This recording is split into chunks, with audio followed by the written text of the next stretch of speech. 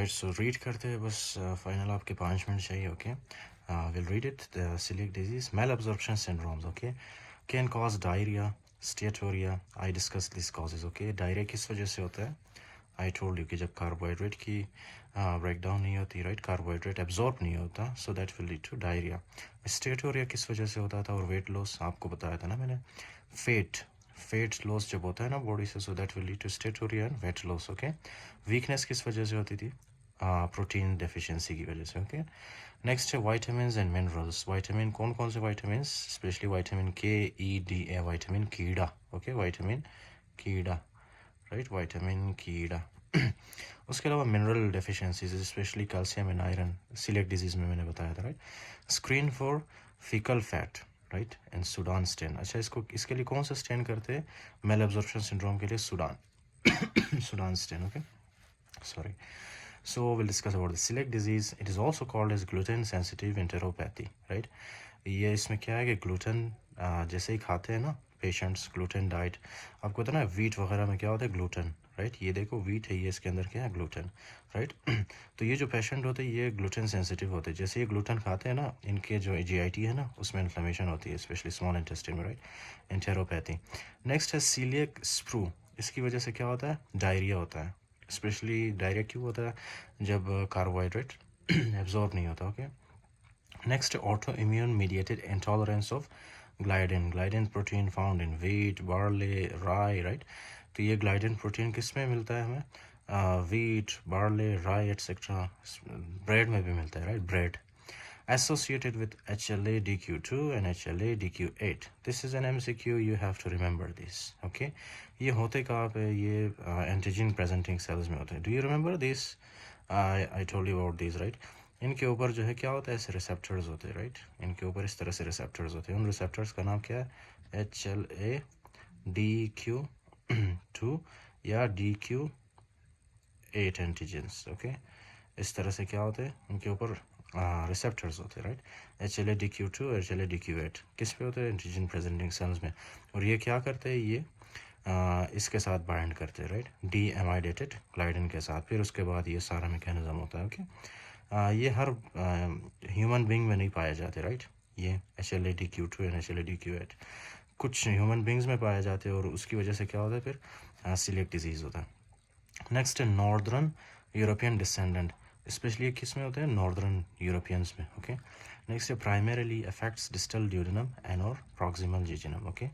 कहाँ पे होता है ये डिस्टल ड्यूडेनम या प्रॉक्सिमल जियोजेनम में मेल एब्जॉर्प्शन एंड स्टेटोरिया एक तो मेल एब्जॉर्प्शन होता है उसमें दूसरा स्टेटोरिया किस में होता है फैट की वजह से ओके जब फैट एब्जॉर्ब नहीं होता और स्टेटोरिया वाला इसका क्या कैरेक्टरिस्टिक है ये इजीली फ्लश नहीं होता टॉयलेट से ओके नेक्स्ट है इसका ट्रीटमेंट क्या आप ट्रीटमेंट में क्या देते हो ग्लूटेन फ्री डाइट आपने इनको वीट नहीं देना राइट वीट नहीं देना बार्ले नहीं देना और राई नहीं देना ओके उसकी जगह आप कुछ और दे सकते हो next associated with dermatitis herpetiformis this is very important okay ये MCQs में आपसे पूछा जा सकता है डर्माटाइटिस हर्पेटिफॉर्म्स क्यों बन रहा है mechanism I explained okay next is reduced bone density iron deficiency anemia bone density क्यों reduce हो रहा है पेशेंट में do you remember मैंने आपको बताया था इसमें कैल्शियम एब्जॉर्प्शन नहीं होती राइट कैल्शियम जो है एब्जॉर्ब नहीं हो रहा और ये बाहर निकल रहा है हमारी बॉडी से जिसकी वजह से reduced bone density next iron deficiency anaemia क्यों हो रहा है क्योंकि आयरन को जो है एब्जॉर्ब नहीं हो रहा राइट ड्यूडेनम में इसलिए आयरन डेफिशिएंसी एनीमिया हो रहा है moderately increase risk of malignancy T cell lymphoma इससे हो सकता है क्योंकि टी सेल मुसलसल जो है क्या कर रहे प्रोलिफरेट कर रहे हैं किसकी वजह से इंटरफेरॉन गामा इंटरल्यूकिन 21 की वजह से अच्छा नेक्स्ट है D xylose test abnormal D xylose test होता है क्या for example this person okay ये मैं आपको ऐसे ही बताता हूँ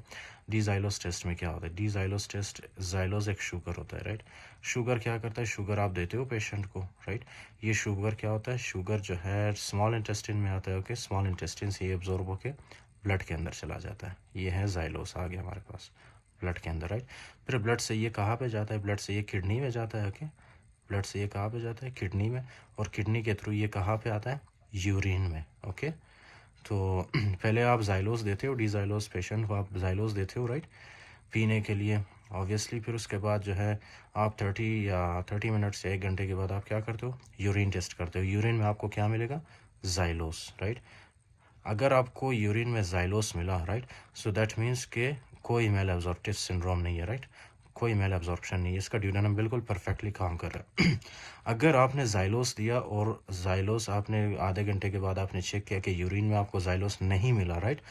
उसका क्या मतलब है? उसका मतलब ये है कि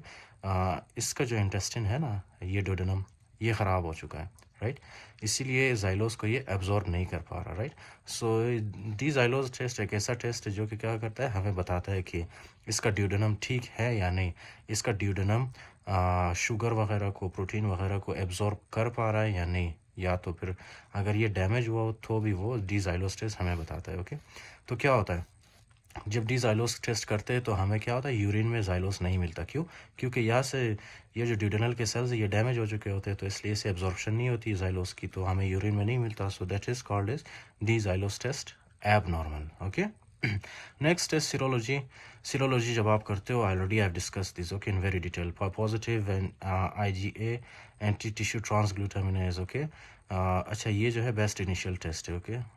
remember this for your exam. उसके बाद है anti endomysial antibodies and anti deamidated gliadin peptide antibodies. Histology में आपको क्या मिलता है? Loss of villi, mucosal atrophy, crypts hyperplasia and intraepithelial lymphocytosis. Next most accurate test oesophagogastroduodenoscopy. Antibodies आपको मिलती है transglutaminase, tissue transglutaminase 2 which is found in intestine, tissue transglutaminase 3 which is found in skin which will cause dermatitis herpetiformis. ये तो मैंने ऐसे ही read किया, mostly जो exact mechanism है I have explained here. Okay,